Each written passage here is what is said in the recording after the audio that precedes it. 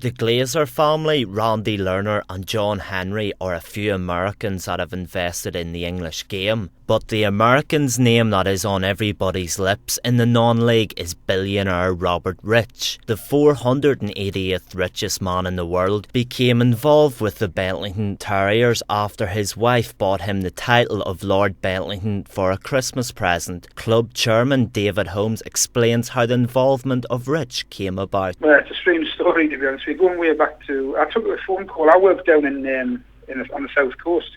And I was working one evening quite late, 8:30 it was. Took a phone call from an American gentleman, obviously introduced himself, of which he explained about his connections with baseball. And then went on to say that for a Christmas present, his wife had bought him the title Lord of Bedlington. And he felt that after finding our website and having a look at the club, he should do the lordly thing. He'd done something similar with baseball in America, took a very small, low-level baseball team and basically became involved, not just financially, but in all aspects of improving the way the club's run and giving advice on business matters and what have you, and turned them into a successful franchise, really. And that's exactly the way he sees Bedlington. Being involved with it is surreal. I said it the other day. It's hard to realise that it's actually happening, really.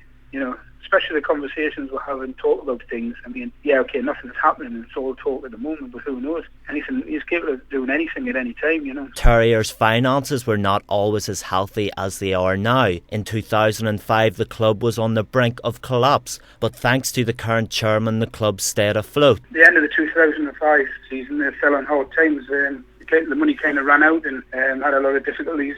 There was a lot of problems with the ground and various other things. And basically, it looked as though the club was going to fold. And that's when I sort of showed an interest. That was sort of July 2006.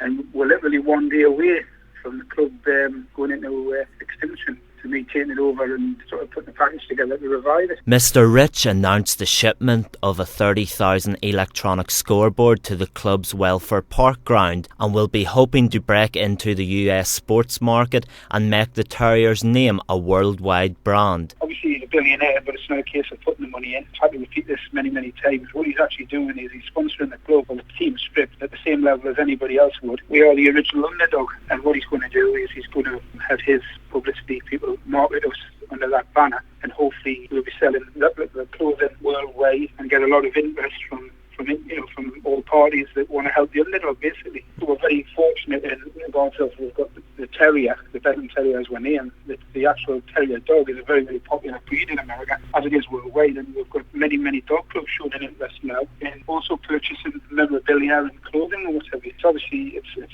took off since the interest was first publicised and going just constantly day by day, really. But what he's offering as well, initially, is help and support from America, from the commercial guys in the baseball teams that he runs. But not only that, he's marketing the football club worldwide.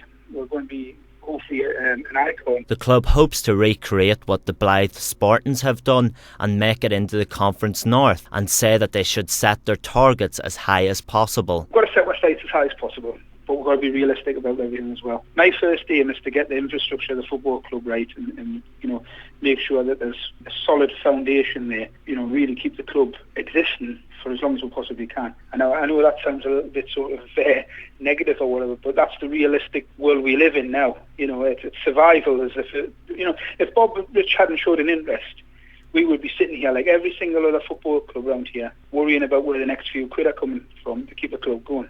So, we've got to be realistic about this. But because of his interest, we've got to show an ambition, obviously, Yeah, I think I've always used Blythe Spartans as a benchmark, the football club, to follow. The guys there, they're running very well. I know them very well, Ian Evans and Tony Platten. They've helped in the past when we were struggling. And I've always, aspired to sort of follow at that level, really, get into the Conference North initially and see how we go. And who knows after that? I mean, taking it into the Football League is a massive step, going full time. There's lots and lots of things that would have to be in place before we'd even consider that. It's not just about having some money. You've got to have a whole team there capable of running a football club at that level. That may be quite a few years off, but certainly promotion a couple of leagues is definitely achievable. It has been done by other teams in our league, and and you look at Durham City, have survived, and Blue Star, okay, they're no longer in existence, but at least they had a go, so why not? We'll give it a go. If it's achievable, we'll give it a go. Bedlington Terriers have a bright future and have many exciting plans in the pipeline, which could lead to a new ground. Kind of follow up the US side of the rest of the story by playing a game against a team over in Buffalo, over that way, and I'm sure that's something we could arrange. I mean, on a personal level, I'm going over in June anyway to talk to all of the baseball commercial managers just to see how best we can sort of market the whole football club, take this forward, But certainly I'd love to take the team over and play over in America and sort of advertise ourselves and show everybody over there what we are, We've talked about many things, to be honest with you. You asked us for what my wish list was, and I mean, ultimately a new ground would be ideal. Another part of Bedlington, perhaps incorporating, far better facilities and whatever. But again, we've got to keep a realistic approach and aspect on this, and realise one step at a time. But certainly, a plastic pitch may be a possibility, I don't know. The club currently lies 7th in the Northern League and are a club on the up, on and off the pitch.